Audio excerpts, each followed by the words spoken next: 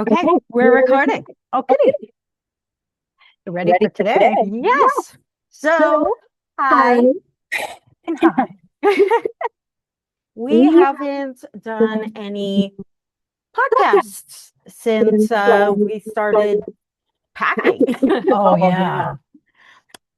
That seems so long ago now. Before it seemed like it was just so. Oh, it seems like we've been in this store for a lot longer. Yes, than we've actually been. Yeah. But it's awesome. Love the store. I love it here. So, welcome to, what did we call this? Scrap Talk. See, I don't even remember. Oh my gosh, my brain. And today's theme is embroidery, cross stitch, that's what we're talking about. All of the fun, what's it? Hand, not hand sewing, because that's all we're talking about today, is embroidery and cross stitch. And different ways to use it, and then we share our stuff. And show what we have for you in the store to start making your own embroidery piece or a cross stitch. I'm gonna have a hard time. But to start off, wanted to share a little of the history of embroidery. Do you know any of this about the history? Not really, no. Okay, enlighten me. Enlighten you. So this is just a quick thing, more in depth. You can definitely Google online and read chapters or books about it. But it basically started with caveman. They were stitching before they invented proper shoes. That's how long. Wow. It's been. Cross stitch showed up later in China, like the organized younger sibling who loves grids and counting. Embroidery is the free-spirited older sister. Cross stitch is the one with the colored coded planner and anxiety. Because I've just like crochet, when you frog something, like I've had to do that in cross stitch as well, because it's like you got the wrong spot. You didn't count the right amount. Oh my gosh, why does it all come down to counting? You put it in the space, not the back loop. Then samplers took over Europe, basically the original Pinterest boards. Fast forward to today, and both crafts are back because apparently stabbing fabric thousands of times is cheaper than therapy. I love that. Totally get that. Yes. So there you learned something new. Okay. Test at the end. Yep. So where do we go from here, Shannon? Are you on any embroidery and cross stitch at the moment? Not actively. But I did bring a few projects to share. So I guess I'll just show you one. What is one that's like a beginner one, or one that you first started, or something like that? Oh gosh, I don't know that I have that. Because I don't have that either. I have been doing it for so long. I don't even know. So one thing I did that I finished. Well, it's not completely finished. Oh, hello. Is I combined my love of embroidery and quilting. So I made this quilt that I know you're not going to be able to see the whole quilt, but this shows you some embroidery that I did on it. That's beautiful. And then you just sew the thing together like the quilting pattern. But this is my favorite color, so I know this is bright and gaudy, but that's just the way. So that's that. So I finished that. That's really fun. This was only using the outline stitch, or is it a back stitch? It's a back stitch. So it took a while. Oh, and there's some French knots in there. Did you the design for those, where was it a Oh, this was a pattern. okay. Yeah, a quilting pattern. And the pattern was actually in red. And no. You don't have to do what the pattern says. No, you don't. Just because it's in pastel doesn't mean you can't switch out. In fact, so back to like this is another granny hobby. We have tons of books with patterns in it, and just because it's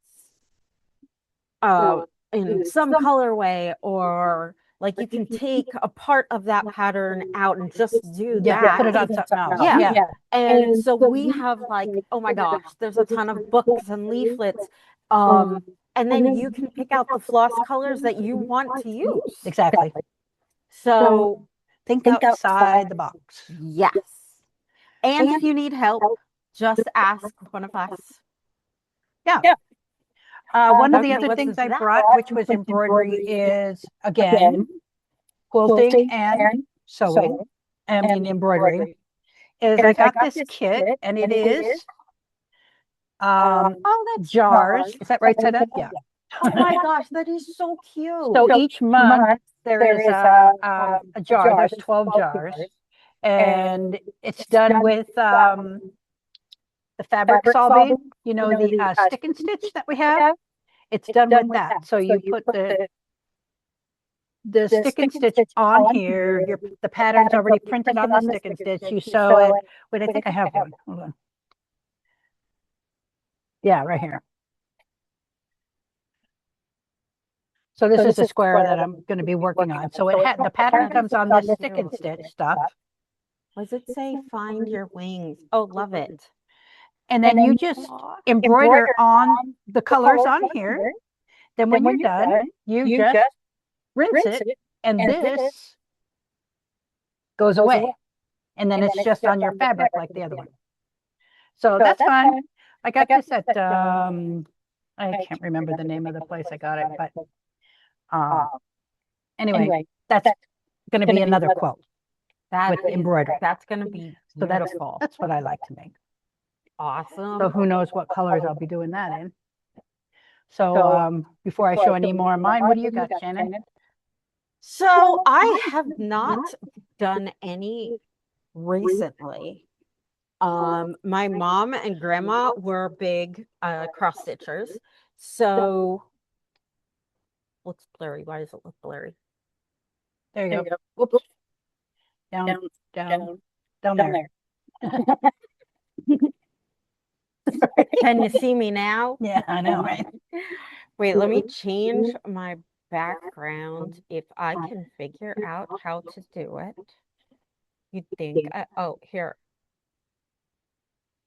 No, it's not clear. I don't know why. Okay. Here, you show it on yours because it's okay. So this was one of the ones that I made, and it because I was raised Moravian. That's a Moravian candle that we made out of, well, the originals were made out of beeswax, and the paper, I would help my mom every year because you have those candles for the Christmas Eve service, candlelight. Oh, okay. You literally, everybody likes it. Anyhow, so that hung in my dining room, and it hung in my mother's house until she passed. And I'm like, okay, I'm keeping this because I did it. And it was also framed. It's real cute. Really nice. This one, oh my gosh. Can you see it? This one, my mom's best friend made this one, and made this one for my oldest son, Alexander, and it's big. It's a lot. She also made one for my oldest daughter, who I couldn't find that one to bring. But that one's all pink and pink framed. And I think I had too many kids for her to continue that tradition. The other thing I brought was my daughter. So this is her tote bag. She made her own pattern. Oh, there you go. It's a fish with legs. And so she's embroidering this onto her tote bag. Just kind of freehand, no pattern. Just freehand. Nice. She also did like freehand stars and some other stuff like Pokemon. She does a lot of drawing Pokemons for her friends. She did that on a friend's jean jacket. Oh, cool. Yeah. So yeah, you can put embroidery designs on anything you want. Oh, yeah. So here's, I have so many random projects. Oh, the other thing is, one of my other favorite things to do is to color. If you know me, you know I love Prismacolor pencils. So I got this design, and I like anything patriotic, United States, all that stuff. So let's just cram it all together in one project. So what this is, it's a map of the United States with things from each state, but that I colored in. First, I traced it onto the fabric. It's just muslin fabric.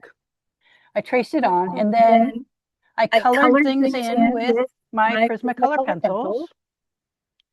I know it's probably hard to see, huh? Well, the color is a little hard to see, but that's okay. Yeah. So I colored it in, and then I'm outlining each thing, and then I'll just frame it on the wall. And if you do something like this with embroidery, you could do any pattern like that. You could totally make that into a pillow. Yeah. And if you do it with the colored pencils and you iron over it with a cloth in between, right, it sets it. And then you don't have to worry about it washing out. Of course, I wouldn't put this on clothing or anything because you don't know if it's going to really stay. But for wall hanging or something like that, it's really cute. And then, oh, here's a one. Okay, it's not a whip, but this pattern, like I said, I love patriotic stuff. So, and when I buy something, I buy all the stuff to go with it. So, it's called One Nation. And if you can see each stripe, it starts with the states in order. So you start with the red, and then you're doing the states in there. So how big is that? This is going to be 22 by 12. Wow. Or maybe 28, depends on how, if I go over one stitch. Oh, I got 18 count, so it's going to be 22 by 12, because I can't see the little stitches anymore on 22s and stuff. I just can't. Give me the now bigger, that you said that about 8 o'clock and 22s, you want to talk about the different, because that always confuses me. Well, the 8 o'clock comes in different counts, and the counts are like the size of the stitches. You can get their specialty cloths that are like, so like an 8-6 count, that means there's 6 stitches per inch on the thing. So obviously if you get more stitches, like if you get a 32 count, you've got 32 stitches in that same 1 inch space. And obviously smaller. A lot of times when you're doing the higher count fabrics, the linens and things like that, you'll go over 2. So a 32 count, you're actually can count it as a 16.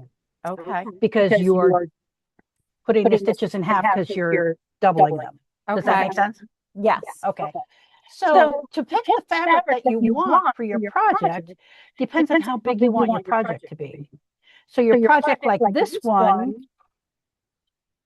it says for stitch, it gives you a stitch count. I don't know if you can see that. Anyway, the stitch count is here. Yep.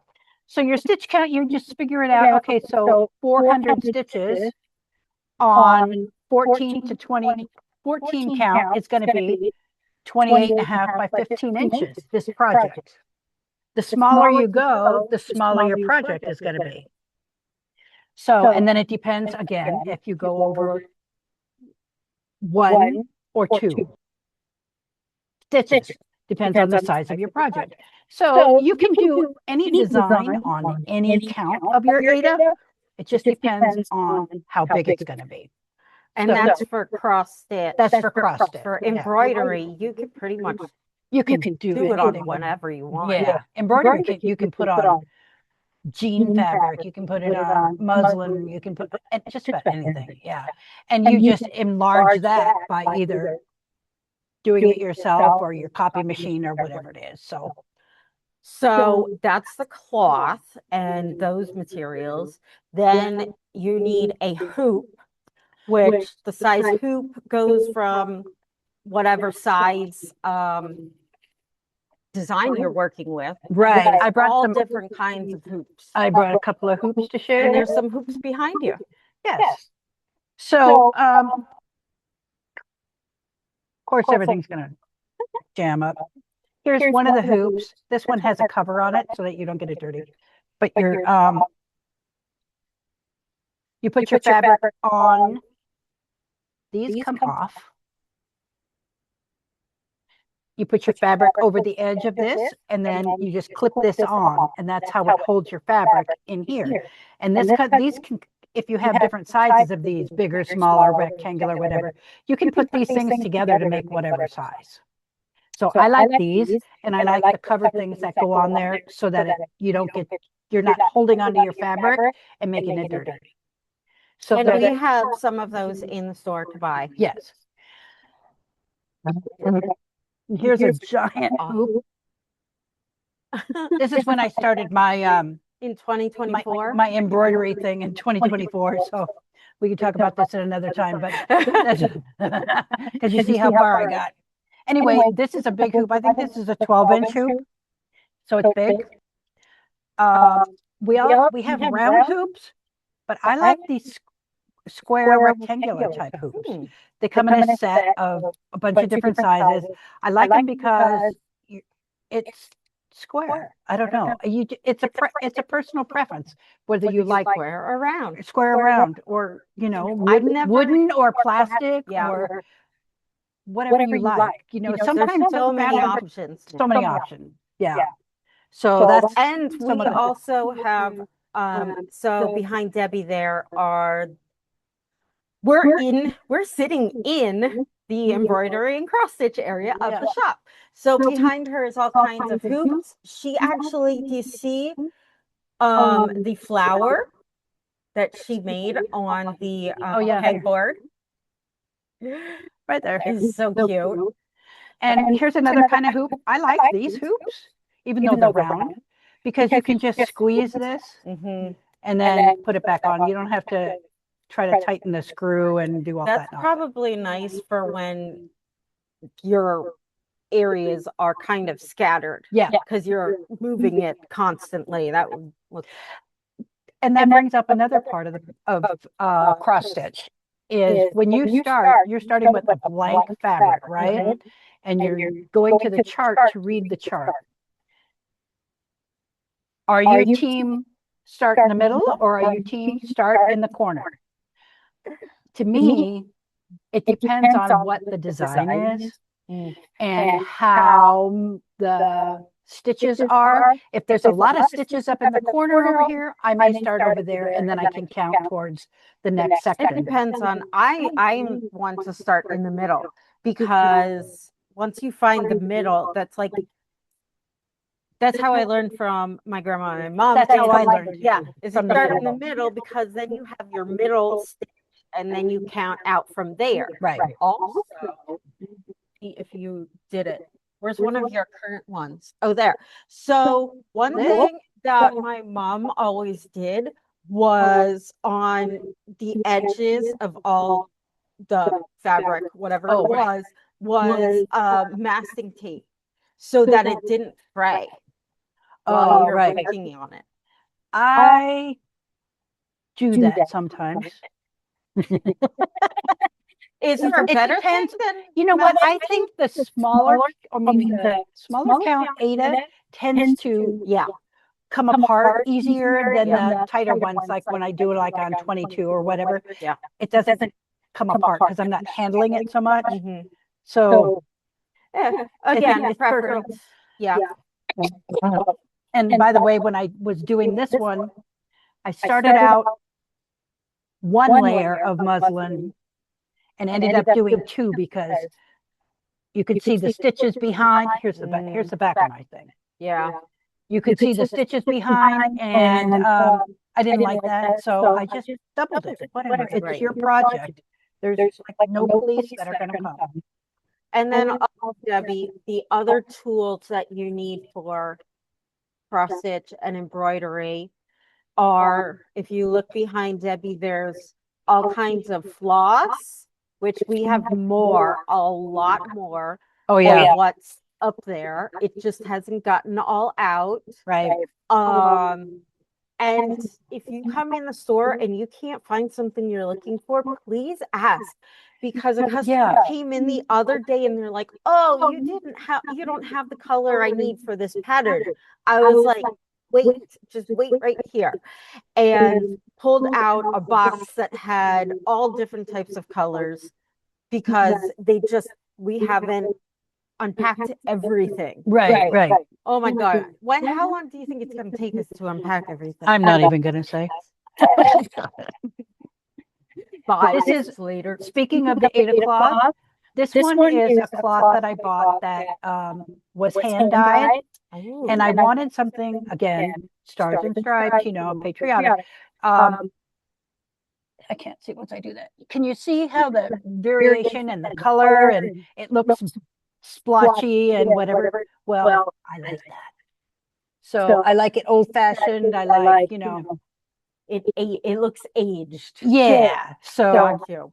that's another thing. You can either dye your own Ada, which yes, you can dye your own fabric if you don't want the color that it comes. Just dye it. Use Rit dye. Yeah. And dye your fabric. Just the normal, what is it? Normal beige or white that it comes in. Yeah. If you want a purple or pink or a tie dye, just get whatever and take it home and dye it. Like, yeah, can be whatever you want it to be.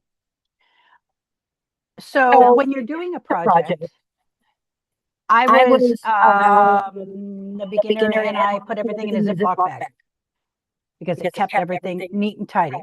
I still use a variation of the Ziploc bag, these plastic ones and whatever, but I wanted to show you what else is out there. And I'm thinking about making some of these actually. So this is the Stars and Stripes one. This thing, I like that. This was handmade, and there's grids, like you put your floss inside this side. And if you turn it around, there's another pocket on this side. You put your pattern in. And this is for like each project. How cute is that, right? That's so cute. We could do a sewing class to make those. I know. And then it came with a bigger one. So if you have a bigger project. Oh my goodness. I love that. What an idea. This one. And then there's a bigger pocket back here. That for your stuff, you can put your hoop in there, you can put whatever in there. But I think we could maybe do a class on that. Excuse me, I got allergies.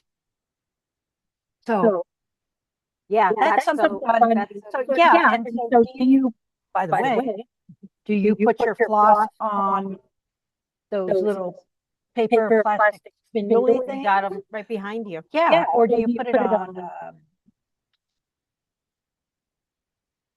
what do you call it? Popsicle sticks? Oh, and by the way, I wanted to tell you something about floss. Let me get one. So floss, when you're ready to use your floss, whether you're going to do it, you don't always do 6 strands, right? Because these come in 6 strands. if you're going to use 2 strands and you pull the end that's going there, sometimes, you know what? It tangles. You know how to not tangle it? You pull from the end where the number is.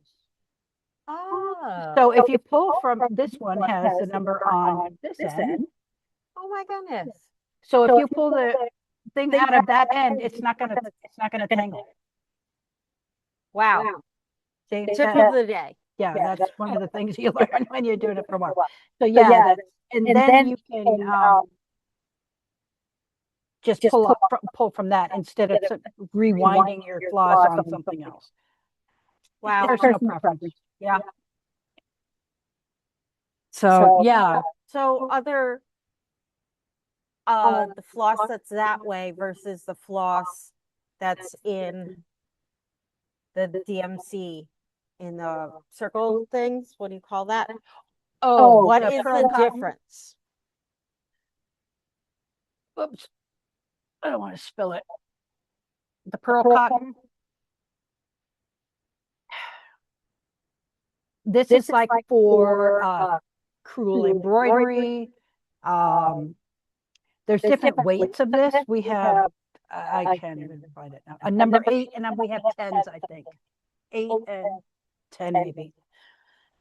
Anyway, it's for embroidery. You can use it for cross stitch if you want to. I would just, you can't separate this, so you would just do it on a lower count 8 of cloth if that's what you were doing. So there's a thin one, we have thick ones, and blah blah and all this, and we sell this for $1 because we have so much of it. So also there is the twisty, the Krynic. It's what is that? Here it is. Metallic thread. Shiny. Very shiny. Comes in all different colors. It's sparkly, and when you use this, you don't want to use it by itself. If you're doing a project with 3 strands, replace one of the strands with this, and it'll give it a little sparkle as you go through. Like if you're doing, I don't know, like snowflakes, or you're doing something that needs a little working up, then nice. Use some of this. Yeah. So it comes in all colors, and we have lots of it. Yeah. So is there a difference between that and the ones that are twist braided? Again, that's for the crewel embroidery. Okay. More like not cross stitch. Gotcha. You can use it for cross stitch. So that's thicker. It's thicker. It's thicker. Okay. And you don't unravel that. Gotcha. So the other kind, the DMC, we have DMC and we have JP codes. Just depends on what people bring in. Oh, talk about the floss keeper things, and then the little book of stitches. Because we only have like 8 more minutes left. Oh, so you want to look at the what? That floss keeper at the top. Oh, at the top. Oh my gosh, these things are so cute. This or these? Both, actually. Okay. So we have one left of these. They're wooden. Is that all that's left? Yeah, I have to get some more. This one's a sheep, and there's like 8 in here or 10 or something like that. I don't know. 15. There was a cat and a dog, I think. But yeah. So this is cute. And you can put your different colors on there if you want for a project. This one, if you're doing a project that has a whole bunch of different colors, you can take your floss from here, and you can, this is numbered, and you can put it on here. That way you know which color you're using for what in your pattern. That's a great thing to have. Yeah. So it doesn't get into a big ball. Right. Yeah. And we also have behind Debbie is needles and I think some threaders, some kits, and there's a little thing, it's called the stitch book. That is free. It's all the different types of embroidery stitches. Yeah, these are free. And you can also, So you can practice your stitches right on this paper. Mhm. And there's just tons of ways to, it explains it. And we have a ton of patterns and kits. Lots of Christmas patterns. Like Santa, I don't know if you can see this. I'll change my camera. Like little things. We got the little hoops. Like they're like this big. Yeah. And you can make like a little ornament ornament or make it into, I don't know, whatever you want. We have a ton of Christmas ones and look through, there's a Star Wars one that I saw that I was like, oh my goodness, look at this guy. Stormtrooper. And can't see it because it's blurry. But it has, oh, that's nice how it has them separated. Yeah. Yeah. Some kits come out. So if that's something that you want to do, we will help you pick out what you need to get started. You could also just get one of the small kits. They're $8, I think. And it's one of those Hoop, there it is. stick and stitch. The stick and stitch is the sticker that you put onto the fabric and then you embroider with that. And then when you're done, just put some water on it and it disintegrates the paper. This part, yeah. So we have it, and we have a lot of those patterns that you can buy that's already on the sticky tape. Right. So one of the other things is, will you grab that kitty cat? I want to do this class again. This is a simple class if you want to do some basic embroidery. This is a pin cushion, and it's felt, and we just embroider a little bit of things on it, and attach it to the spool, and you put your scissors in the spool, and it sits there on your table, and it's so cute. He's so cute. So watch our website for this class. Yes, we are going to be adding lots of classes starting in May because we kind of took March and April. No, we have one class in April is the basket weaving class. Yes, sign up for that. That's a cool class. And I think I might even do a wait list if there's more people. Yeah, we might have to do that.